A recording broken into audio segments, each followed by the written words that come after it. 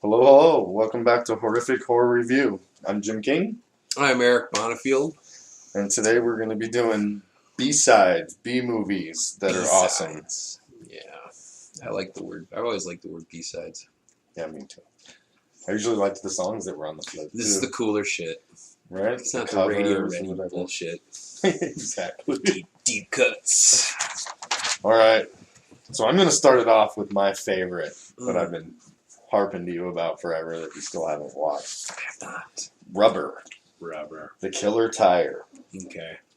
This movie is unique and different and out of the box, which makes me love it. It's literally a fucking spare tire. It doesn't even have a rim. And it is good, huh? And it's good. Yeah. It's got some good gore. Obviously, it doesn't have to speak. And it's gore? There's gore. There is gore. Okay, so explain gore. how the tire murders people. The tire gets angry. Okay. Like it rolls where it wants to go. Okay. It steers itself. What's the set? Is it the desert? It's in the desert, Okay. but it ends up going to a motel. Okay. A middle of the desert motel. Okay. So, but yeah, mostly through the desert. It stands up and it starts to shake, and the sound goes with it, and it's like a wobbling. Okay. Like the rubber's getting more flexible. Okay. And it just like a warbling rubber sound, like yes, totally. Okay. And then whatever it's focusing on explodes. Okay. It does it to a rabbit. It does it to a crow. It does it to a lady. And when these people burst, is it pretty gory? Very much so. Like bloody, like bags of blood. Yeah, even the animals look real. And I'm not an advocate for animal violence at all. I love my dogs and shit. I'm not a hunter. But at the same time, it was very realistic. Like, it looked like they exploded a live rabbit. Okay. Like, for real. Okay. It's got, like, commentary, and the behind the scenes is all these people that they brought out at like a half-mile distance and gave them binoculars, and they're watching all this happen as if it's like a movie, and you get the impression they're getting paid, and they're trying to like stick it out, and eventually I came to the conclusion maybe they didn't want to pay them or something, and they poison a bunch of them. Like, the people that don't eat are the ones that survive still. And what? I just got really confused. Okay. Who are all these fucking people? I don't know where the people came from. Like, it starts out with this cop. Like, a car pulls up. Start from the beginning. A car pulls up out of nowhere at the start of the movie, and it knocks down all these chairs down this dirt road for no reason. And then the cop gets out of the trunk of the cop car. Like, a different cop was driving. Okay. This dude gets out and he goes on this rant about nothing. About movies are about nothing. They don't have to be about something. There's all these great movies that literally were about nothing when you break them down. Okay. And so all of a sudden there's all these people, and this cop's got like an assistant, and he hands out all these binoculars and stuff, and there's like these annoying girls, a guy and his kid, a dude in a wheelchair. There's like a whole group of these people that look like they've been paid to... A weird slice of society. Completely. Like, you'd grab them random at the mall, okay. And it had like every age bracket and income bracket. Okay. And so they're watching this whole thing go down, and they're narrating it for you. They're like, there's one lady, it's like, look at that, the tire stood straight up, and it's... Yeah, and then it goes basically on a killing spree out of anger. And is it killing these people? No. They're watching this happen. The tire gets angry because a truck goes by him too fast and like spins him around. So he catches up with that fucker and blows him up. And then later on, like, he's attracted to this girl, so he rolls into her hotel room and watches her take a shower. Okay. And ends up killing her in a swimming pool. Okay. Okay. Yeah. Does she explode in the swimming pool? No. Fuck. Unfortunately, no. Oh, wow. And there's like the asshole guy who runs the motel, and he treats his stepson like shit. And at one point, the tire blows up this crow, and the kid picks up the pieces and puts it on stepdad's pizza and gives it to him. I remember you telling me about that part. It's pretty raunchy. When you were trying to sell me on the movie. It wasn't trying to sell you part. That. Where a crow explodes. Literally and this kid explodes. feeds it to his dad on pizza. He does. But he's a douche, so it's okay. Exactly. Yeah. And I'm gonna leave the rest to you to watch because there's spins in it and Fucking stuff, and the assistant bizarre. is really weird. Like he has this weird thing going on in the motel when he's poisoning this. He has to kill this live turkey and poison it and feed it to these people. Oh, so fuck, it's man. really fucking weird. There is a lot going on. There's a lot. I mean, it couldn't just be a tire that gets angry and vibrates. There has to be backstory. And it's a B movie. It is a shitty B movie. Yeah. Like, most people don't know about it. The budget has to be close to nothing. Right. They had some great shots with this tire, though. Like, they had, like, a GoPro on a stick next to a dude with another stick rolling the tire like they did back when they were kids. It was pretty good. I liked it. So that's my number one. That's my B movie. Awesome. You got to see it. Rubber, the Killer Tire. Is that the subtitle? No, that's my subtitle. Oh, fuck, because it should Rubber. be. I know, right? Hyphen, the Killer Tire. Right. I am like fucking like my mind is like scrambled right now. It was I too can't much. even fucking think straight. I like B movies, man. I like them. I like them better than A movies. Air quotes, A movies. Right. I like B movies, man. I like shittier movies. Like that's what the average moviegoer would call them. They're not shittier to me though. Me either. I like the term independent or low budget or just not well done sometimes. Sometimes no. Poorly executed, but there's something about it.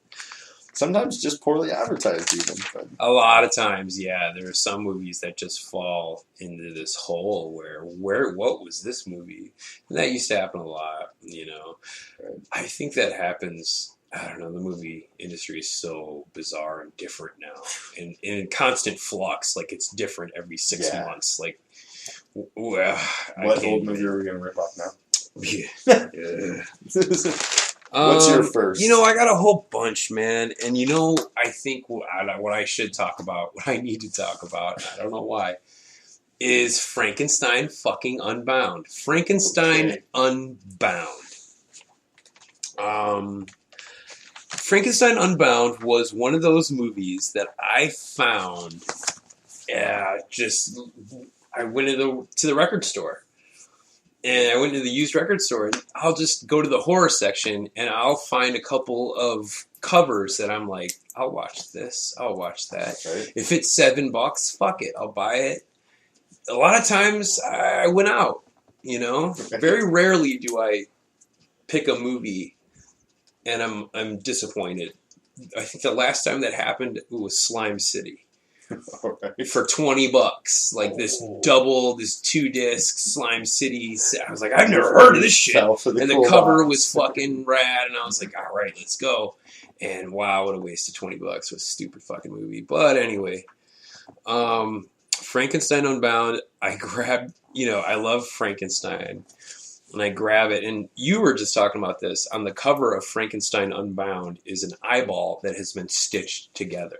Different colors. I fucking love that picture. Not that he didn't like to go so far as to take an eyeball out of another person and then put it in another. That wasn't enough. It had to be divided into fourths. Take an eyeball colors. and stitch that together even. And it was crazy. And then I flip it over, and on the back cover is John Hurt. Alien. Right. And God, so many other fucking things, The War Doctor. I know you don't know who, but he was totally the War Doctor, dude.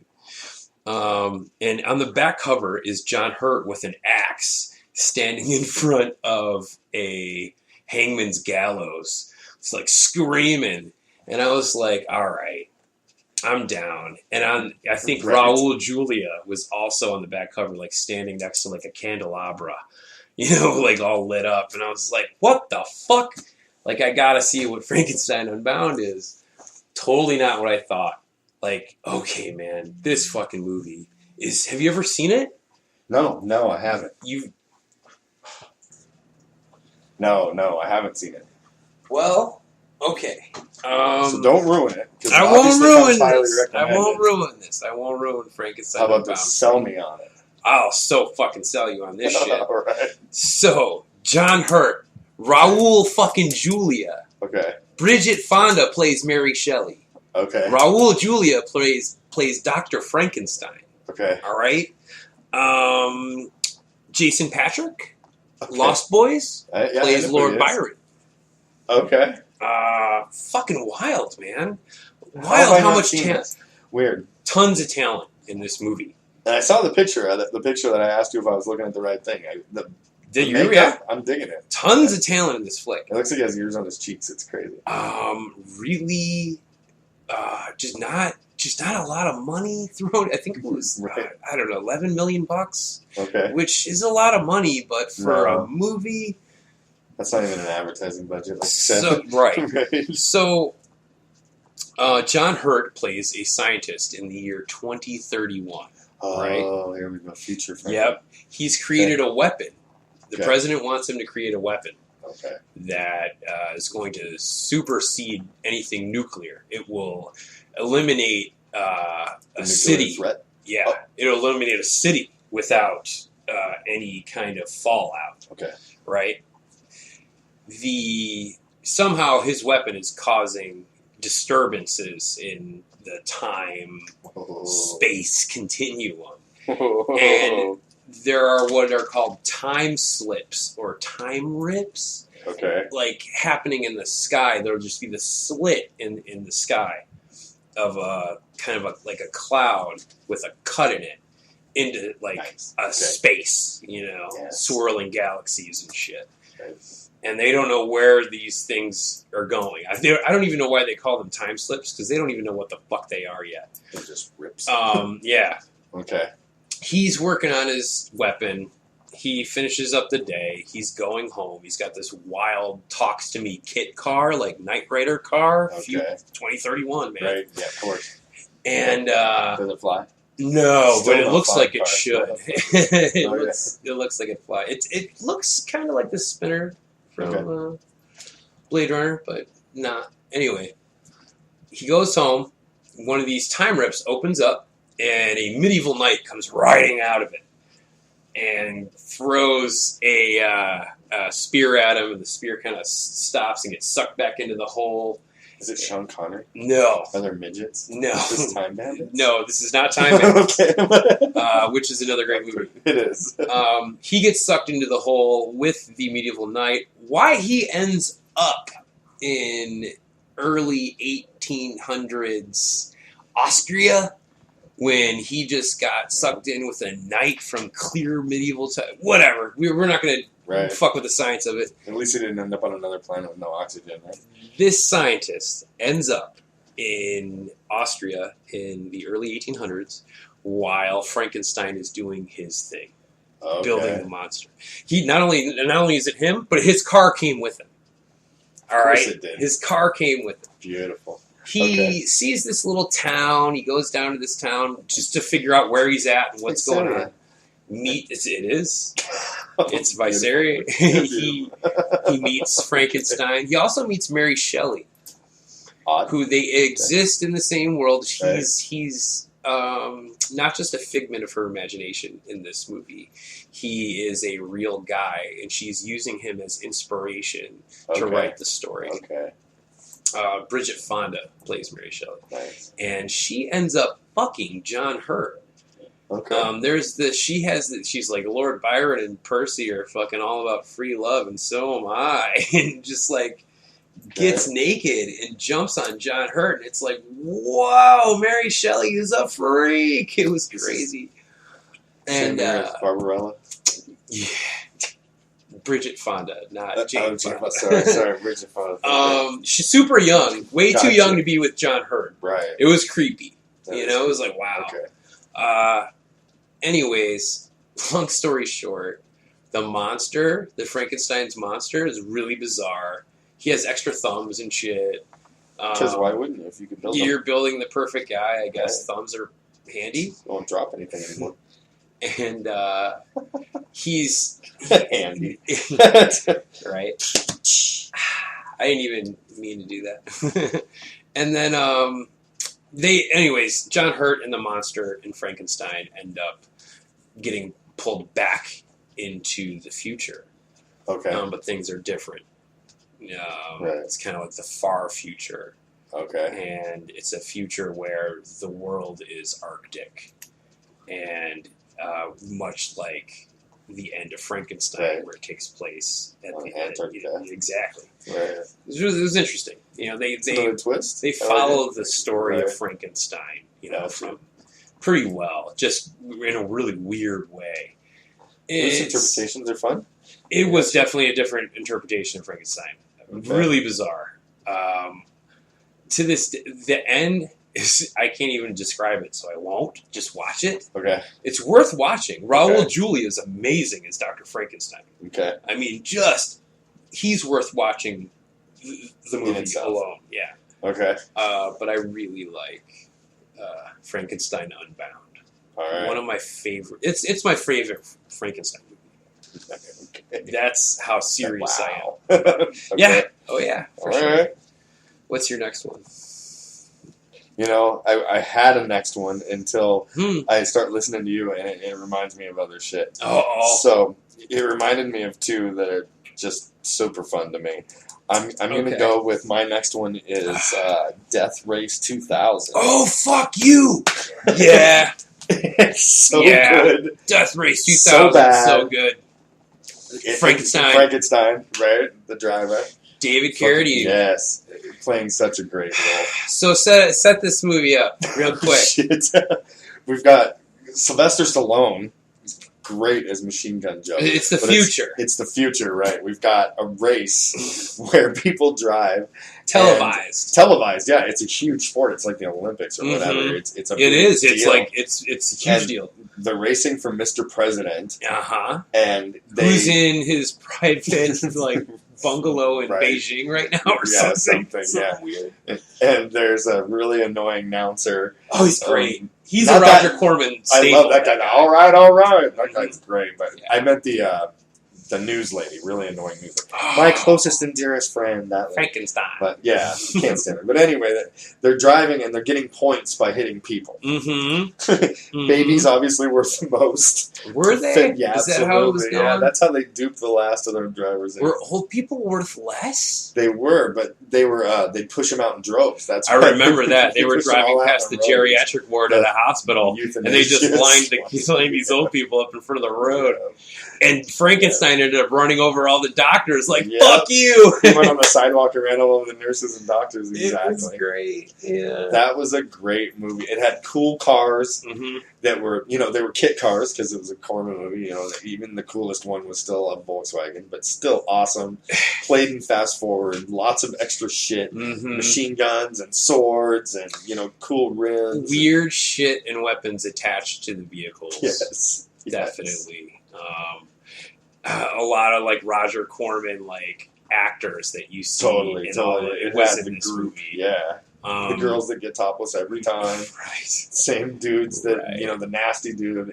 Sylvester Stallone And plays Stallone's an in awesome it. He part in plays that. Machine Gun Joe. Yeah, and he's so angry that he's not getting the respect he deserves. He wants Frankenstein's juice. Absolutely, and his girl, and they Yeah. get in a great fight too. They do. They get in a good scrap They down do. in the garage. And David Carradine was really cool as the driver, Frankenstein. Cool outfit. I loved the I did too. maimed face, and Yeah. then he pulled the silicone off, and Super cool. and he had the hand grenade in the palm of his hand. I mean, That's right. it was Roger Corman awesomeness. But I mean, Yeah, it was. It for the really gore was. and the theme, Yeah. and it's B movie magic. It's for me. so B-movie. Like they made the new ones with the transporter Fuck axle or whatever, you. but it's not the same thing. It's not. And they did just make a newer one, Did it's they? Death Race 2050 or some shit, and it's B quality shit, but it's not the same thing. No. It's So that's my number 2 because I thought of it after the fact. yeah, great But it had to fucking be up great there. B movie. Love If you're that. making a list of great B movies, that movie does have to be on. Yes, I agree. Yes. What you said a couple came up. Yeah, another one that I thought of because you were talking about the rip in time and the Mm-hmm. waves or whatever. Mhm. It reminded me of a movie.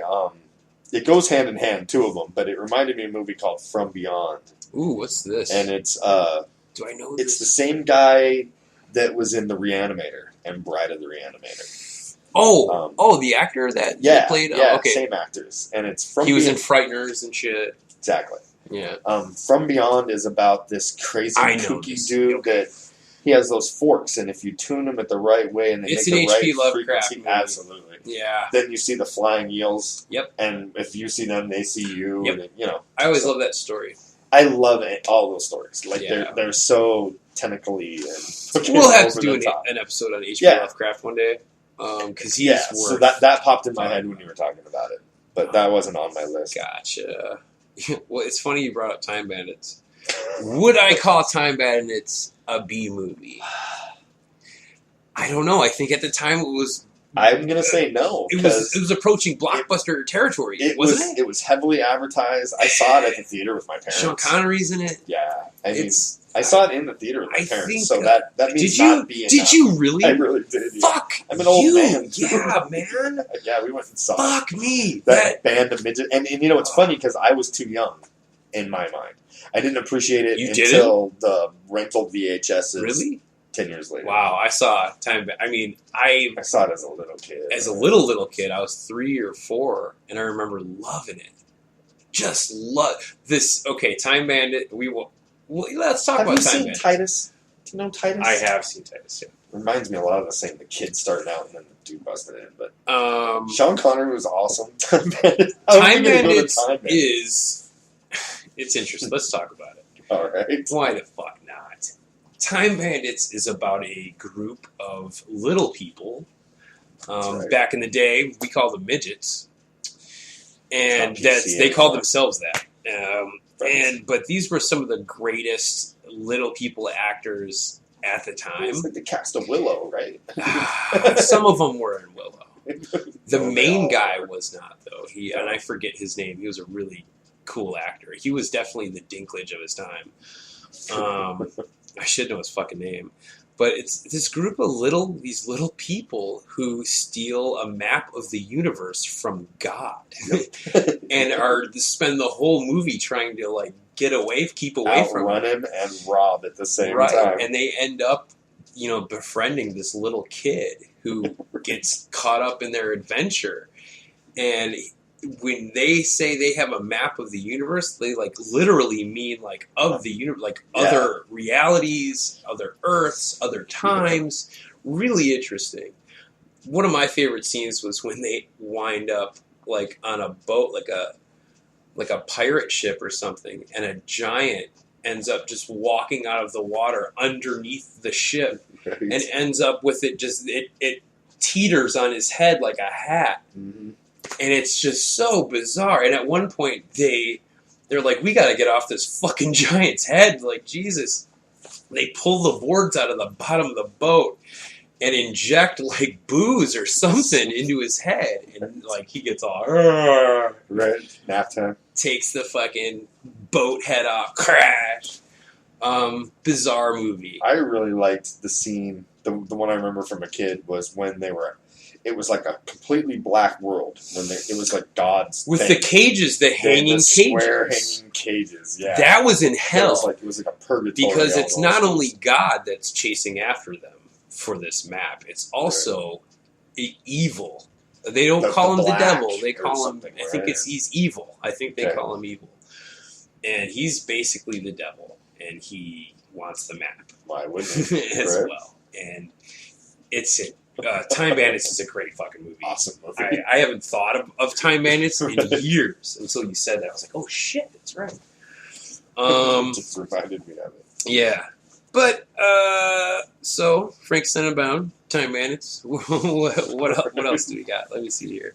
I'm going to go with one that fell through the cracks, in my opinion. A lot of diehards know about it, but it didn't get the big budget. It didn't get the movie theater released where I lived anyway. But everybody knows him. Everybody loves him. Bruce Campbell in Bubba Hotep. It's one of the strongest performances I have ever seen. He plays Elvis fucking spot on. Really well. Yeah, spot on. All right. I'll say this about fucking. And I got to give a shout out to my friend Trace because he made me watch this. He says I had a friend who made me watch it as well. How he sold it was me is he sucks the souls. This hillbilly mummy sucks the souls out of people's asses. Is how he tried. Is that how he sold it to you? Kind of, okay. yeah. So, and Bruce Campbell is Elvis. He says. I had a friend who we watched a lot of fucking movies together. And he was like, "You gotta see it, Bubba Hotep. You gotta see it." I took one look at the cover, and I was like, "Man, I'm just not feeling it, man." It took me forever to find it. For years, it was just underground. Really, it was on TV one day, and I was like, "All right, fuck it, let's do it." Got nothing else going. It was amazing, right? It was.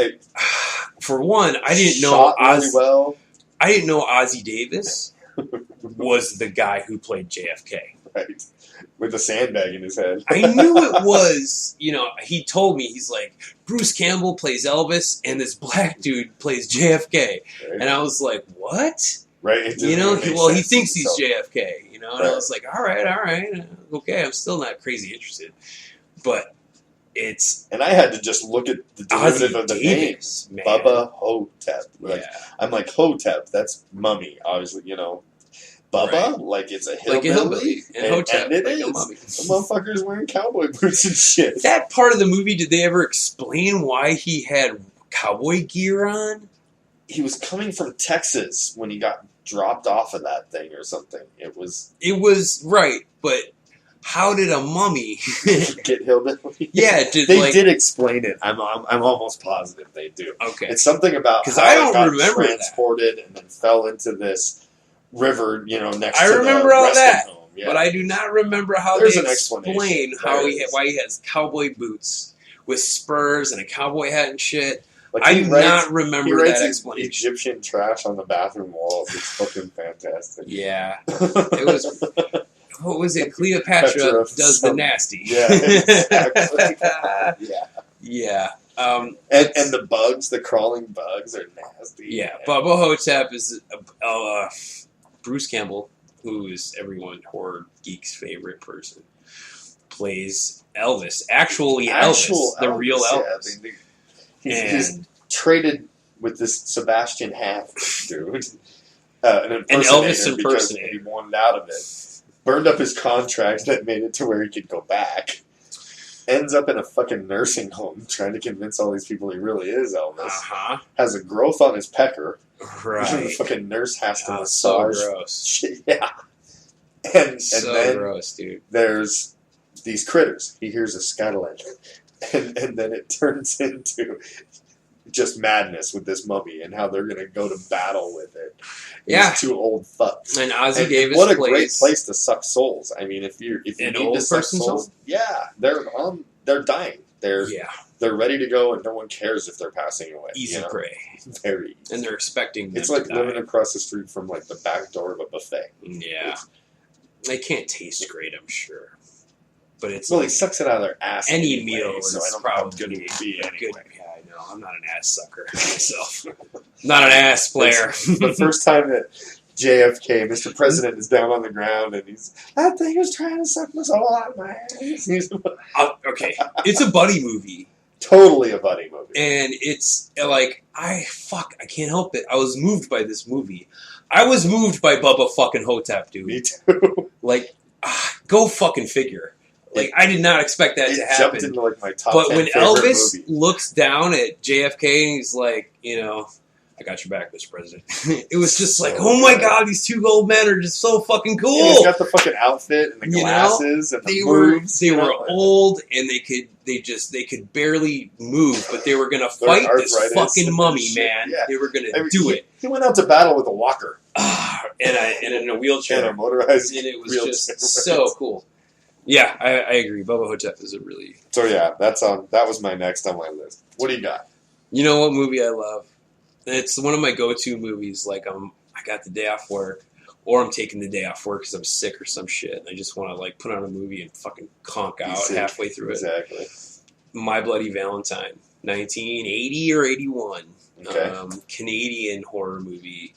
The director's cut is a super bloody, awesome fucking mess. The theatrical cut is super... the kills are really weak.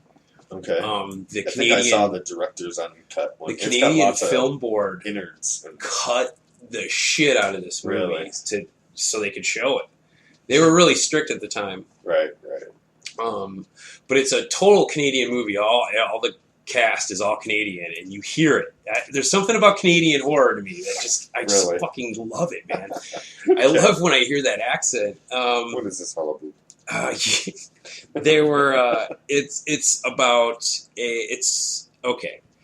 The little town of Valentine Bluffs has a coal mine in it.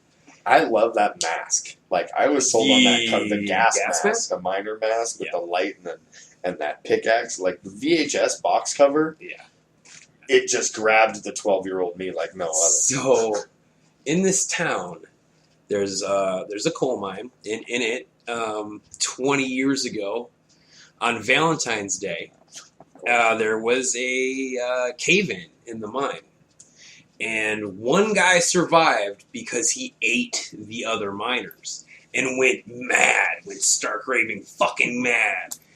And he got out, went into an insane asylum. A year later, the next Valentine's Day, he broke out and killed the two guys who were responsible for making sure the methane levels in the mine weren't too high. Right. And leaves a warning. If you fuckers ever have another fucking Valentine's Day dance again, I'm going to fucking come back and kill every fucking buddy. Right. And they don't for 20 years. They're like fucking Harry Warden. Yep. Harry Warden's the guy's name, the miner. Yep. And it's a slasher flick. Harry Ward. Harry Warden is... Yeah, it takes a full generation for them to fuck it off and do it again. His outfit, his killer costume is a miner's outfit with the gas just mask, fucking overalls and the gas the mask miner's and the helmet with the light. That flashlight plays a big part of it. It does. It blinds you. Yeah, and then he uses it on all of his victims. And they can't see what's coming at them. Pickaxe coming. It's just a great weapon. Here's what I really like about this movie. It's not about a group of beautiful teenagers with nothing but money. It's about a group of early 20s, just out of high school, blue collar. Right. They're working in a fucking mine. They just kind of party after work and go to work. And Footloose kids. It's just before they're getting married and having babies. It's that time. Right. They're not going to college. Right. These kids, they're they're working hard. And this movie shows that. And it's very rarely that you get a slasher movie that isn't about kids, right, in some kind of school setting or camp setting. It's always a privileged situation. Yeah, they're headed out for that weekend camping. Yeah, this was kids in a shitty little town. And I connected to it because I'm from the south side of Chicago, and it's not, it's the factory part of town, industrial. And I just could relate to these people in this movie, and they're not super attractive either. They're not like beautiful Hollywood people. Right. These are regular Canadian folks, Right.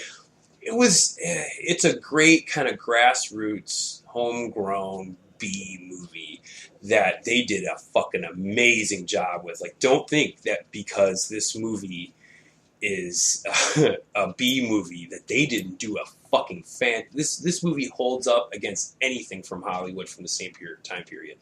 Anything. Nice. It's really good. My Bloody Valentine is one of my favorite horror movies. Period. That and Halloween 3, Season of the Witch. Those two fucking movies, they fight for the #1 spot. Really? All the time. Right. All the time. Back and forth, huh? Yeah. What's your next one? All right. My next one, it came as a big surprise to me, actually. Kind of came out of nowhere, and I hate to admit why I saw it. What initially got me to see it was it fell into just another Jason Mewes movie that I'd never seen. It's called Feast. Okay. It opens real strong for me. Okay. And I love Was fucking Jason Mewes in that fucking movie? Yes, he was. Got his face peeled off. He was a pool player.